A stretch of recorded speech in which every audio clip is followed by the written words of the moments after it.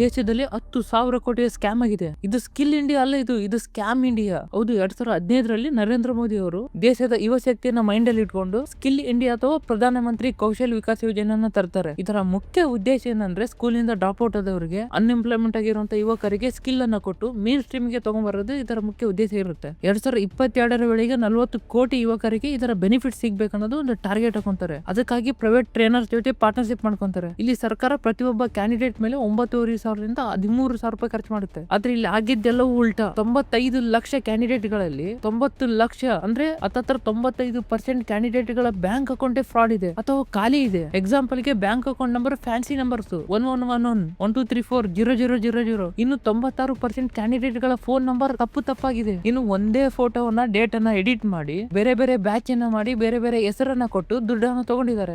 ಇಷ್ಟೇ ಅಲ್ಲ, ಇವರ ಸ್ಕಿಲ್ ಎಷ್ಟು ಯುಟಿಲೈಸ್ ಮಾಡಿದ್ದಾರೆ ಅಂದ್ರೆ ಈ ಸ್ಕ್ಯಾಮ್ ದುಡ್ಡನ್ನು ತಗೊಳೋದಕ್ಕೆ. ಇಲ್ಲಿ ಕೆಲವೊಂದು ಕೋರ್ಸ್ ಗಳಿಗೆ ಕೆಲವೊಂದು ಏಜ್ ಲಿಮಿಟ್ ಅನ್ನು ಕೊಟ್ಟಿದ್ದಾರೆ ಸರ್ಕಾರದವರು. ಆದ್ರೆ ಇಲ್ಲಿ ಸಾವಿರಾರು ಲೆಕ್ಕದಲ್ಲಿ ಇನ್ನು 18 ಕ್ರಾಸ್ ಆಗದಂತ ವಿದ್ಯಾರ್ಥಿಗಳ ನೇಮನ್ನು ಕೊಟ್ಟಿದ್ದಾರೆ. ಇಲ್ಲಿ ಇನ್ನು ಕೆಲವೊಂದು ಕಡೆ ಅಂತೂ ಈ ಟ್ರೈನಿಂಗ್ ಸೆಂಟರ್ಸ್ ಗಳೇ ಇಲ್ಲ. ವೆರಿಫಿಕೇಶನ್ ಮಾಡಿದ್ರೆ ಬೂತ್ ಬಂಗ್ಲೆ ತರ ಇದಾವಂತೆ. ಇನ್ನು ಈ ಟ್ರೈನಿಂಗ್ ಸೆಂಟರ್ಸ್ ಗಳು ಕೊನೆ ಹಂತದ ದುಡ್ಡನ್ನ ಪಡೆಯೋದಕ್ಕೆ ಈ ಕ್ಯಾಂಡಿಡೇಟ್ ಗಳಿಗೆ ಕೆಲಸವನ್ನ ಕೊಡಿಸೋದು ಕಂಪಲ್ಸರಿ ಇರುತ್ತೆ. ಅದಕ್ಕೆ ಇವ್ರು ಏನ್ ಮಾಡ್ತಾರೆ ಅಂದ್ರೆ ಫೇಕ್ ಆಗಿರುವಂತ ಆಫರ್ ಲೆಟರ್ ಅನ್ನ ಕ್ರಿಯೇಟ್ ಮಾಡಿ ಸರ್ಕಾರಕ್ಕೆ ಕೊಡ್ತಾರೆ. ನೋಡಿ, ಇವರಿಗೆ ಕೆಲಸ ಸಿಕ್ಕಿದೆ, ನಮಗೆ ದುಡ್ಡು ಕೊಡಿ ಅಂತ. ಈ ತರ ತಮ್ಮ ಎಲ್ಲಾ ಸ್ಕಿಲ್ ಅನ್ನ ಯೂಸ್ ಮಾಡಿ ಸಿಸ್ಟಮ್ಯಾಟಿಕ್ ಆಗಿ ಈ ಸ್ಕ್ಯಾಮ್ ಅನ್ನ ಎಕ್ಸಿಕ್ಯೂಟ್ ಮಾಡ್ತಾರೆ. ಆದ್ರೆ ಇಲ್ಲಿ ಕ್ವಶನ್ ಇರೋದು, ಈ CAG ರಿಪೋರ್ಟ್ ಬರತನ ನಮ್ಮ ಸರ್ಕಾರ ಸತ್ತೋಗಿತ್ತ ಅಥವಾ ಮಲ್ಕೊಂಡಿದ್ರ? ನಾವು ಪ್ರಪಂಚದಲ್ಲೇ ಡಿಜಿಟಲ್ ಕ್ರಾಂತಿಯನ್ನ ಮಾಡಿದೀವಿ ಅಂತ ಹೆಮ್ಮೆಯಿಂದ ಹೇಳ್ಕೊಂತೀರಿ. ಆದ್ರೆ ಇಲ್ಲಿ ನೋಡಿದ್ರೆ ಬೇಸಿಕ್ ಆಗಿರುವಂತ ವೆರಿಫಿಕೇಶನ್ ಮಾಡೋದಕ್ಕಾಗಿಲ್ಲ ನಿಮ್ಮಿಂದ. ಈ ಎಲ್ಲ ಆದ್ಮೇಲೆ ಸರ್ಕಾರ ಎಚ್ಚೆತ್ತುಕೊಂಡಿದೆ. ಇನ್ ಮುಂದೆ ಕೇವಲ ನಾವು ಬಯೋಮೆಟ್ರಿಕ್ಸ್ ಅಲ್ಲ, ಫೇಸ್ ಅಥೆಂಟಿಕೇಶನ್ ಅನ್ನ ತರ್ತೀವಿ ಸಿಸ್ಟಮ್ ಅಲ್ಲಿ, KYC ವೆರಿಫಿಕೇಶನ್ ಮಾಡ್ತೀವಿ ಅಂತ. ಈ ಫ್ರಾಡ್ ಮಾಡಿದಂತ 170 ಟ್ರೈನಿಂಗ್ ಸೆಂಟರ್ಸ್ ಗಳನ್ನ ಬ್ಲಾಕ್ ಲಿಸ್ಟ್ ಮಾಡಿದಾರಂತೆ. ಈ ಲಿಸ್ಟ್ ಅನ್ನ ನಿಮ್ಮ ಮನೆ ಬಾಗಿಲಿಗೆ ಹೋಗಿ ಅಂಟಿಸ್ಕೊಳ್ಳಿ. ಇಲ್ಲಿ ಹೋಗಿರೋದು 1 ರೂಪಾಯಿ 2 ರೂಪಾಯಿ ಅಲ್ಲ ಸ್ವಾಮಿ, 10,000 ಕೋಟಿ ರೂಪಾಯಿ. ಇದು